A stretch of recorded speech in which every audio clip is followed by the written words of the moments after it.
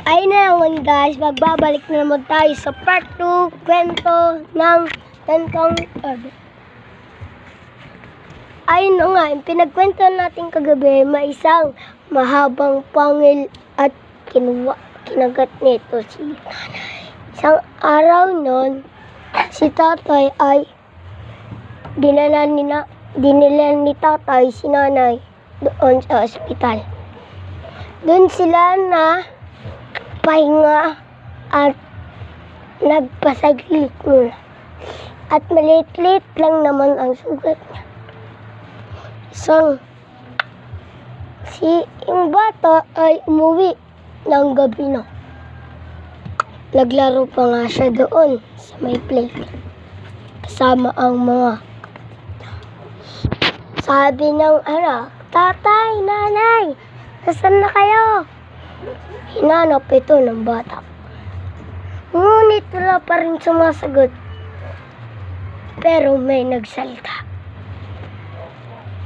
"Ano yan? Bata, sino po kayo?" "Bakit? Ako si nanay mo." "Di po naman ganyan yung boses ng nanay ko eh." "Lamapit ka." Takot nanay, tatay, nasan na po kayo? Agad dumakbo ang bata papunta sa labas ng bahay nila at kumatok sa kapitbahay nila. Sabi, "Buksan niya po itong pinto, tulong." At ng multo ay sinabi ng bata may nanghahabol sa kanya na multo. At pinasukan to ng kapitbahay nila ang bahay nila. Yung bahay ng bata ay pinasukan ng kapitbahay nila. At inilawan, wala naman tao. Yung bata kinalibutan. At nakauwi na ang tatay nila at ang nanay. Sabi ng tatay, "Ano yung anak, bakit mo dito pinapasok ng kapitbahay natin? Bakit ka takot na takot?" "Tatay, may nakita po akong multo." "Oh, wala naman ditong multo, Mare." "Oo, yung inano yung nanay niya, kinain pala yung isang araw." "Ah, ganun pala. Okay, magsindi kayo lagi dyan ng kandila at maglagay kayo ng sibuyas.